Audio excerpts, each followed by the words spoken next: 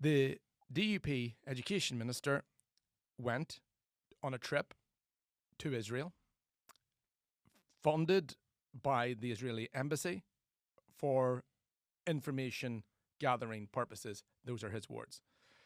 Now, I don't want to rerun the Palestinian-Israeli conflict. It's a different podcast. Let's keep this to, as far as we can, to what we're talking about Northern Ireland politics, about Stormont politics.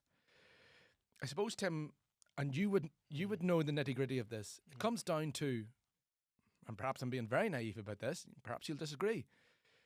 Was he there as a DUP politician, or was he there as a Minister of Education? Well, that's a great question. And of course, he's said both things on Talkback with William Crawley. He said he was going there as DUP politician and as minister. And then on Stephen Nolan, just this week, he said that he wasn't there in an official capacity. Now, I think in many ways, those semantics are just a smokescreen of what's really going on here. I think lying behind this is not really the Israeli-Palestinian conflict, is not really Paul Givan as Minister of Education and what he did or he didn't do. There is a tension at Stormont, and there's been a tension at Stormont for quite some time now, going back to Casement Park, to Irish language signs at the train station, Grand Central Station. And I think there's been a sense that the DUP are running rings around Sinn Féin up at Stormont. And I think there's a sense within Sinn Féin's base of concern, of annoyance about that. And this is another instance where the DUP seem to be able to do what they want. And I think Paul Givan's a particular focus, because Paul Givan has been quite clever, quite shrewd in how he's run his department. He has made sure he's kept within the parameters of the department. Nothing controversial, nothing cross-cutting, nothing significant. And if you know your rules of Stormont, a minister can do whatever they want in the Stormont executive if they keep within those parameters. He has been very canny, very cunning to stay within those parameters, and he's been allowed to do things and been able to get away with things that perhaps other people haven't agreed with. So in and around curriculum reform, in and around some of the other things that he's tried to bring in administratively within the department, he's been able to do those things because they don't need executive approval. Certainly not at the moment. They may well do down the line.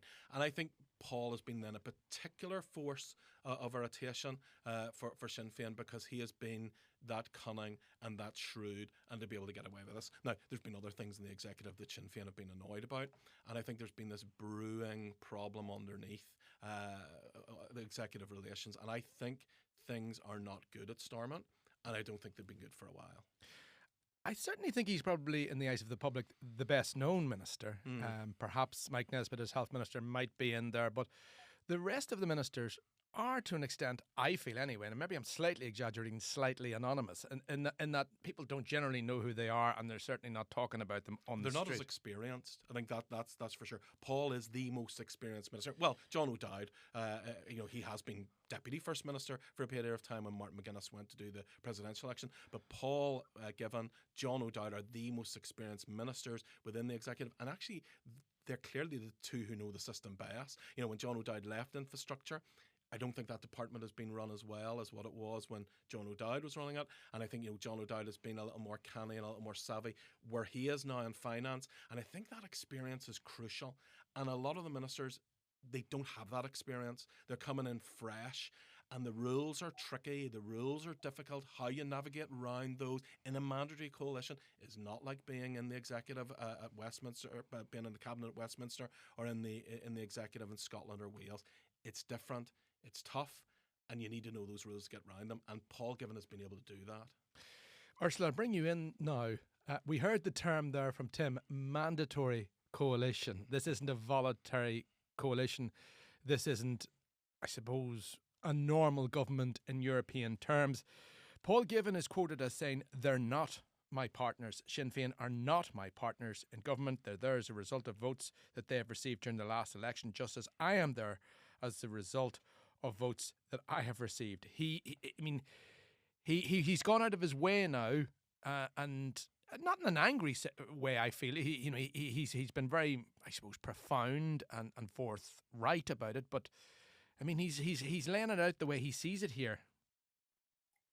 He is laying it out in a way that suits him. He definitely is, because mandatory coalition or not, is still a coalition. You may not choose the partners that you're sitting in the executive with, but they are still your partners in the executive. And so to try and differentiate that, I think he is splitting hairs a little bit, trying to turn the story around in a way that would suit him, because they are absolutely the partners in the executive. And one of the main challenges that we see with the running of the institutions at Stormont is that it's not when they talk about the letter of the law, it's the spirit of the institutions that they're absolutely refusing to engage in. And that's where the issues are coming up time and again. And we can see that. That's why I think something like this really has caught so much attention and will continue to catch so much attention, like you said, that it probably will. Because, of course, if he's going out there as an education minister, it is a reflection of the NI executive. It is a reflection on, he is going out there in that capacity, whether or not he says that was what he was officially doing or not officially doing, or also as a DUP politician. He can't separate himself out. As he goes to do something these days at all, he is doing it as both of those things. Like that's absolutely clear. But when he decides to take an invitation from the Israeli government to visit Israel on a fact-finding mission, as it said, of course that's done, maybe as a DUP politician, but as education minister. And Alison Morrison made a fantastic point in the paper yesterday when she said that Israel is below both Ireland and the UK in terms of educational achievement. And so if the education minister was to go on a fact-finding mission to another country to learn more about their education system and the things that we could learn here from them, why would it be Israel that you would choose? And I think the minister hasn't been able to answer that question. Why did he accept this invite? I'm sure there's many invitations that come along. What did he learn on this trip that actually was so valuable, that knowing the issues that this would cause within the executive, knowing the fury that this would cause in the media and among people who are aghast at everything that's happening in that part of the world at the minute, why did he think that it was acceptable to go to Israel when, like I said, the UN Commission of Inquiry has found that there's a genocide happening there? I know you said you'd like to separate out, don't want to get into that issue today and to talk about that issue today, but really, to be saying that so far he's been a very careful, cautious minister, I think this has absolutely thrown all of that to the wind. And as much as he'd like to say that he is a minister that stands on his own 2 feet, he is part of an executive. And Tim mentioned earlier on the issue of the Irish language signage in Belfast Travel Hub. Well, the DUP said that erecting signage in an official language in a public space was a controversial matter that should have gone to the executive. I don't agree with that.